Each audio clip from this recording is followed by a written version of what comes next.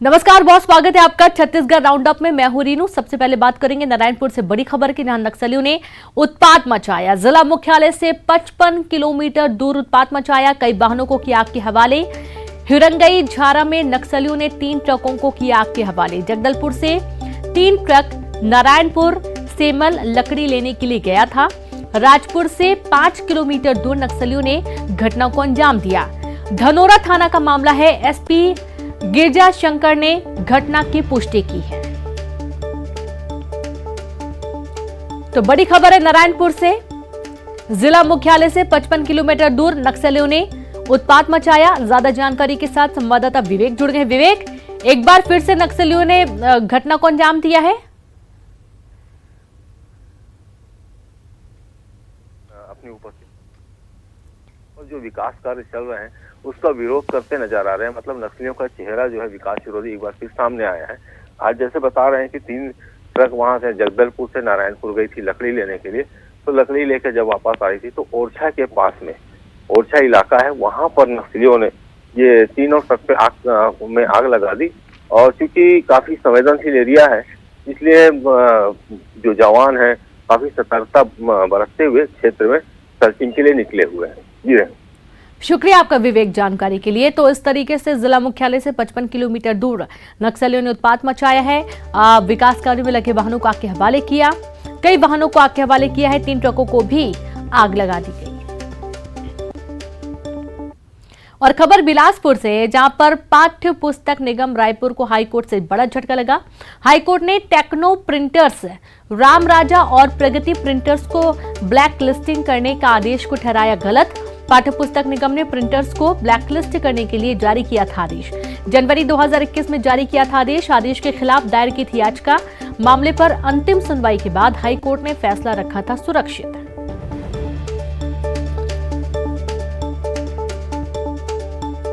तो हाईकोर्ट ने techno printers Ram राजा और प्रगति प्रिंटर्स को ब्लैक लिस्टिंग करने आदेश को गलत ठहराया।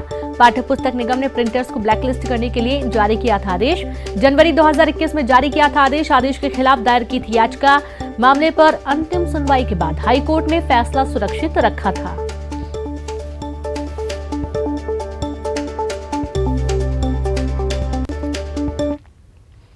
छत्तीसगढ़ के मुख्यमंत्री भूपेश बघेल ने आगरा में छावनी सीट से कांग्रेस प्रत्याशी सिकंदर वाल्मीकि के लिए वोट मांगा और इसके अलावा उन्होंने दक्षिण सीट से प्रत्याशी अनुज शर्मा और उत्तर सीट से प्रत्याशी विनोद बंसल के लिए कैंपेन किया। सबसे पहले उन्होंने खेरिया मोड़ चौराहे से चुनाव प्रचार किया और इस दौरान उन्होंने डोर टू डोर कैंपेन किया। खेलों वालों से लेकर घर घर जाकर उन्होंने सिकंदर वाल्मीकि के लिए वोट मांगे। छत्तीसगढ़ के मुख्यमंत्री को देख लोगों का हुजूम उमड़ पड़ा।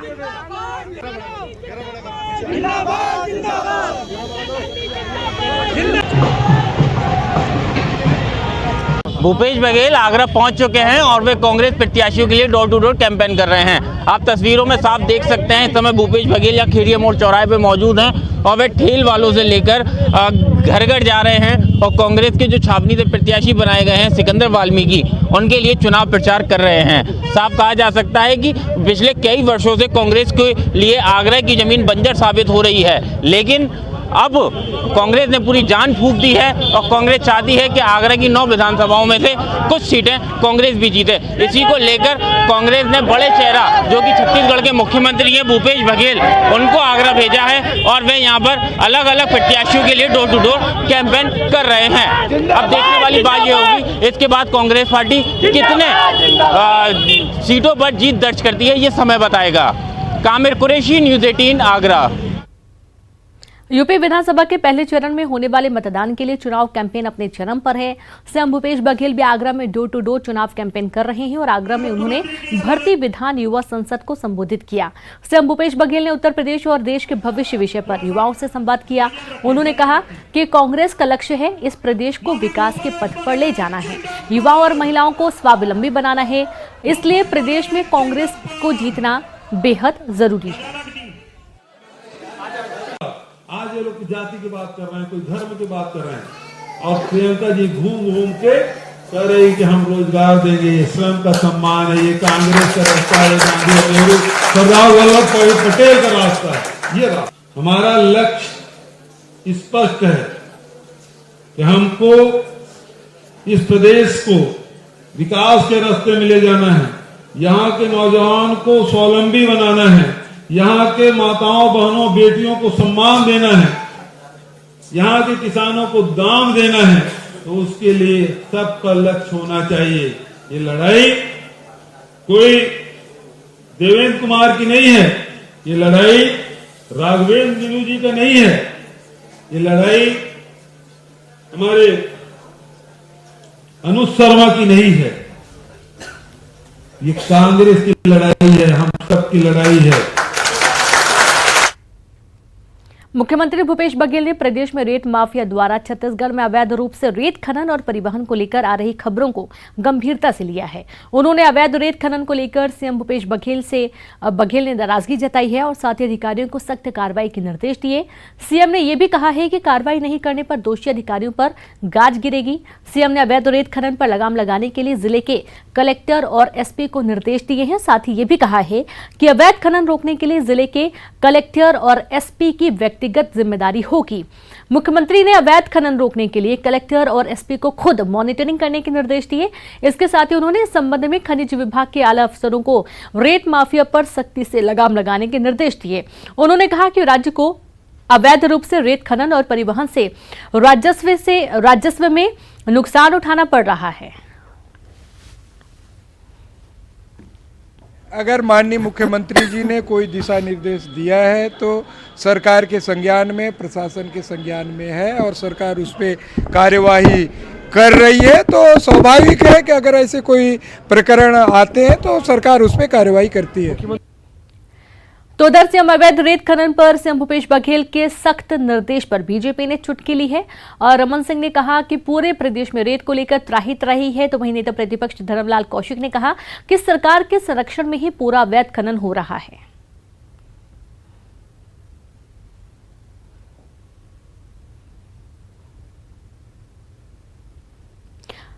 तो सरकार के संरक्षण में रेत खनन हो रहा है। रेत का जो अवैध खनन है उसको लेकर अब सियासत भी हो रही है, आरोप प्रत्यारोप का दौर जारी है। बीजेपी ने राज्य सरकार पर निशाना साधा। तो वहीं सरकार के संरक्षण में अवैध खनन के चलते छत्तीसगढ़ सरकार ने भी इसका जवाब दिया है और अब अवैध रेत खनन को लेकर जिस तरीके से सियासत हो रही है उसके बाद अब सवाल यही है कि जो अवैध खनन हो रहा है उस पर अभी तक रोक क्यों नहीं लग पाई है।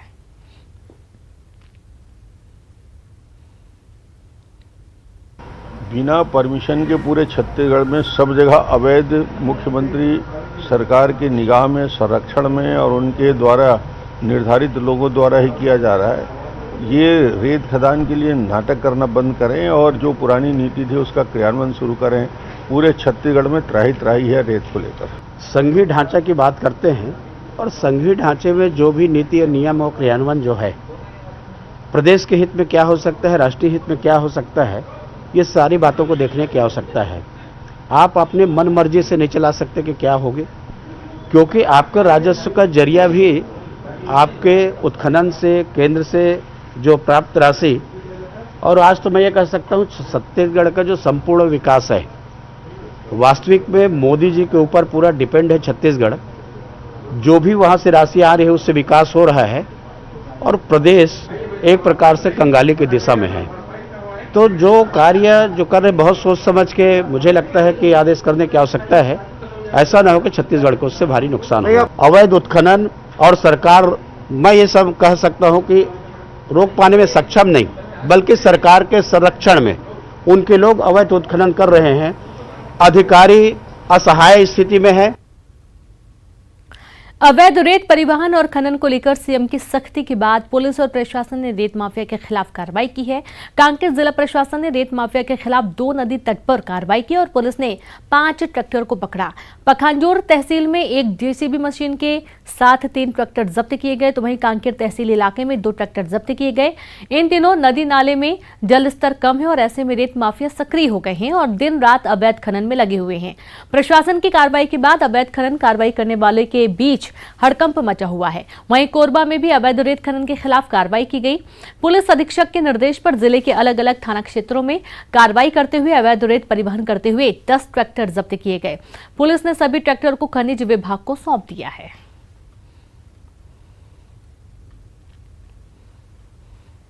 पुलिस बल और राजस्व विभाग के टीम के द्वारा दौरा किया जा रहा था, जिसमें पाया गया कि 4 रेत गाड़ी है जो ट्रैक्टर है वो यहाँ पर अवैध उत्खनन कर रहे थे, जिसे पकड़े हैं और विधिवत माइनिंग एक्ट के तहत पुलिस अधीक्षक महोदय के निर्देश के मुताबिक प्रशासन के साथ पुलिस की संयुक्त टीम पुलिस एवं प्रशासन की आज ये मनकेसरी कूड़ेजुंगा खदान पे रेड कार्रवाई कर 4 ट्रैक्टरों को जब्त किया गया है अवैध रेत उत्खनन के मामले में। इस पे मामले में माइनिंग एक्ट के अंतर्गत कार्रवाई की जा रही है। और इसी तरीके से धमतरी में 3 रेत खदानों पर जिला प्रशासन की संयुक्त टीम ने दबिश दी। 5 चेन माउंटेन, 2 ट्रैक्टर और 1 हाईवा जब्त किया गया। अवैध खनन की शिकायत मिलने के बाद प्रशासन ने सख्त रुख अपनाया। आने वाले दिनों में अवैध रेत खनन के खिलाफ कार्रवाई जारी रहेगी।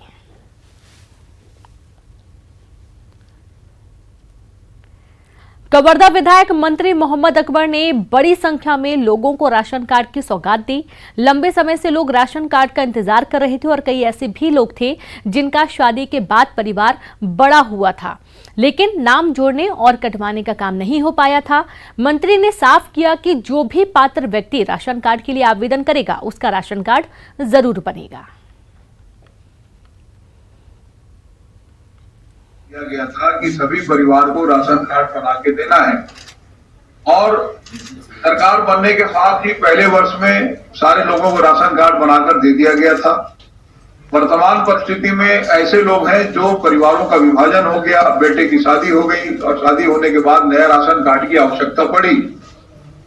अब इनकी कठिनाई को देखते हुए ये फैसला लिया गया है कि बाकी के लोगों को भी राशन कार्ड बनाकर दे दिया जाए और वायदे के मुताबिक आज कवर्धा में पिपरिया के लोगों को मिला है। इसके अलावा बाकी अन्य स्थानों में भी जिनका राशन कार्ड बनाने का है उनके आवेदन आ गए हैं और उनको भी बहुत जल्दी हम राशन कार्ड बनाकर देने वाले हैं। कांग्रेस मिशन 2023 के लिए पूरी जी जान से लगी हुई है। सदस्यता अभियान का लक्ष्य पूरा करने के लिए कांग्रेस डिजिटल मेंबरशिप शुरू करने जा रही है, जिसको लेकर पार्टी के पदाधिकारियों समेत जिला और शहर अध्यक्षों के साथ साथ कार्यकर्ताओं को ट्रेनिंग दी जा रही है। कांग्रेस ने डिजिटल सदस्यता अभियान शुरू करने के बाद मार्च का टारगेट फरवरी में ही पूरा करने का दावा किया है और इसके लिए सभी 90 विधानसभा में प्रभारियों की नियुक्ति भी की गई है। रायपुर में आयोजित ट्रेनिंग के दौरान पीसीसी अध्यक्ष मोहन मरकाम, प्रभारी सचिव चंदन यादव और सप्तगिरी शंकर उलाका, डिजिटल मेंबरशिप के ट्रेनर विशाल मीना और राज्यसभा सांसद छाया वर्मा मौजूद रहे। पीसीसी अध्यक्ष मोहन मरकाम ने बताया कि सदस्यता अभियान 31 मार्च तक चलेगा, लेकिन फरवरी महीने में ही 10 लाख सदस्यों को टारगेट पूरा कर लिया जाएगा। डिजिटल सदस्यता अभियान के लिए हमारे 90 विधानसभा में 90 प्रभारियों, प्रदेश कार्यकारिणी के सदस्यों और हमारे एनएसआई, यूथ कांग्रेस, महिला कांग्रेस और सभी फ्रंटल ऑर्गेनाइजेशन के साथियों की और हमारे जिला अध्यक्षों की महत्वपूर्ण ट्रेनिंग आयोजित की गई थी, जिसमें डिजिटल सदस्यता अभियान को लेकर विस्तार से बताया गया और उनको टास्क दिया गया है कि वह विधानसभा में जाके कैसे काम करना है उसके बारे में विस्तार से बताई गई। देखिए, टाइम लिमिट तो 31 मार्च 2022 है, मगर हमने फरवरी तक जो 10 लाख का टारगेट है हम पूरा करने का हमने लक्ष्य निर्धारित किया है और उसी के अनुसार हम लगातार हम लोग संभागों में भी कल से हम लोग बस्तर संभाग जाएंगे। बस्तर संभाग के हमारे जितने जोन प्रभारियों की हम ट्रेनिंग लेंगे। परसों हम लोग दुर्ग जाएंगे, फिर 1 तारीख को हम लोग बिलासपुर जाएंगे, अंबिकापुर जाएंगे, रायपुर संभाग, 5 संभाग में हम ट्रेनिंग प्रोग्राम कर रहे हैं ताकि हम लोगों को कोई संशय की स्थिति ना बने। हमारे जो सदस्यता अभियान है वो द्रुत गति से चले और हमारे सभी कार्यकर्ता उसमें जुड़ जाएं, ये हम लोगों ने टास्क दिया है। तो वहीं बीजेपी भी मिशन 2023 की तैयारी में जुट गई है। आज से रायपुर में बीजेपी के बैठकों का दौर शुरू हो गया है। बैठकों का सिलसिला 2 दिनों तक चलता रहेगा और इस दौरान दर्जन भर से अधिक बैठकें की जाएंगी। पहले जिलाध्यक्ष और प्रभारियों की बैठक के बाद प्रदेश कार्यालय में कोर ग्रुप की बैठक हुई। राष्ट्रीय सह संगठन प्रभारी शिव प्रकाश ने बैठक लिया। बैठक में प्रदेश संगठन के आगामी विषयों पर चर्चा हुई। बैठक में पूर्व सीएम रमन सिंह, प्रदेश बीजेपी अध्यक्ष विष्णुदेव साय, नेता प्रतिपक्ष धर्मलाल कौशिक, संगठन महामंत्री पवन साय मौजूद रहे। हमारे प्रदेश के प्रभारी अब ये भारतीय जनता पार्टी की लगातार चलने वाली संगठन को मजबूत करने के लिए जो बैठकें होती हैं और उसमें हमारे राष्ट्रीय सह संगठन महामंत्री शिव प्रकाश जी ने विभिन्न विषयों पर, जैसे माइक्रो डोनेशन है, आजीवन निधि है, सोशल मीडिया है, संगठन को मजबूत करने के लिए पोलिंग बूथ स्तर तक संगठन को तैयार करना, इन सब विषयों के ऊपर में समीक्षा भी की है और कुछ मार्गदर्शन भी। मिशन 2023 में जुटी बीजेपी अब राष्ट्रीय आह्वान पर प्रदेश में धन संग्रह करेगी। पार्टी चलाने के लिए सदस्यों और समर्थकों से पैसे बीजेपी लेने जा रही है। माइक्रो डोनेशन के नाम पर बीजेपी अपने सदस्यों से 5 से लेकर 1000 रुपए तक ले रही है, जिसका उपयोग शुचिता और पारदर्शिता के आधार पर कार्यक्रम को संचालित करने और लोगों से संपर्क बढ़ाने के लिए किया जाएगा। करीब 450 मंडलों को 3-3 लाख रुपए जमा करने का टारगेट दिया गया। बीजेपी ने धन संग्रह को कलेक्शन नहीं कनेक्शन का नारा दिया है।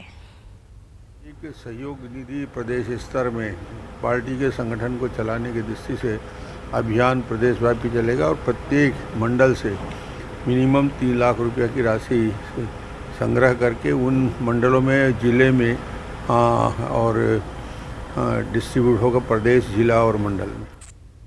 और वक्त एक ब्रेक का है, हम जल्द लौटेंगे। ब्रेक के बाद एक बार फिर से आप सभी का स्वागत है। बात करेंगे बड़ी खबर की, जहां पर एमपी के भिंड से सिंध नदी में नाव पलट गई है। नाव में सवार 12 लोग नदी में डूबे। लोगों ने रेस्क्यू कर 10 लोगों को निकाला बाहर। एक लड़की सहित 2 लापता है। एनडीआरएफ होमगार्ड की टीम मौके पर पहुंची है, मौके के लिए रवाना हुई है। पुलिस अधीक्षक एएसपी भी मौके के लिए रवाना। मृत्यु भोज का न्योता खाकर हिलपुरा लौट रहे थे लोग। नया गांव थाना क्षेत्र का ये पूरा मामला सामने आया है। और संवाददाता अनिल शर्मा जुड़ गया। अनिल, कैसे हुआ हादसा? ये मामला 1 घंटे पहले का है, जहाँ टेहनगुर गांव से मृत्यु भोज का न्योता खाकर 1 दर्जन लोग नाव में सवार होकर लौट रहे थे। नाव का अचानक संतुलन बिगड़ गया, जिसमें नाव पलट गई, जिसमें आसपास के स्थानीय लोगों ने 10 लोगों को रेस्क्यू कर बाहर निकाला है, जिसमें एक लड़का और एक लड़की गायब है, जिसके शवों को ढूंढने के लिए एनडीआरएफ और होमगार्ड की टीम मौके पर पहुंच गई है। मौके पर एसपी, कलेक्टर और प्रशासनिक अधिकारी मौजूद है। जी बिल्कुल। और जैसा कि जानकारी की, कुछ लोगों की अभी कोई जानकारी नहीं मिल पा रही है। बिल्कुल, 2 लोग जो गायब हैं उनका रेस्क्यू किया जा रहा है, उनके शवों उनको ढूंढने का प्रयास किया जा रहा है। दोनों टीमें गोताखोर नदी के अंदर स्टीमर के द्वारा उनकी तलाश में जुटे हुए हैं, क्योंकि अंधेरा होने की वजह से उनको ढूंढने में दिक्कत आ रही है। और जिन 10 लोगों को बाहर निकाला गया अनिल, उनकी क्या स्थिति अभी?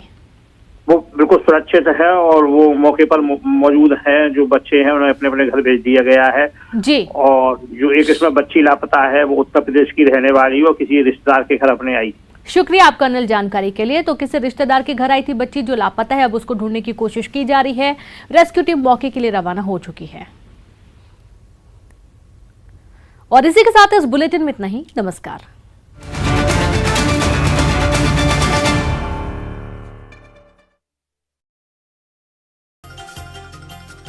मिशन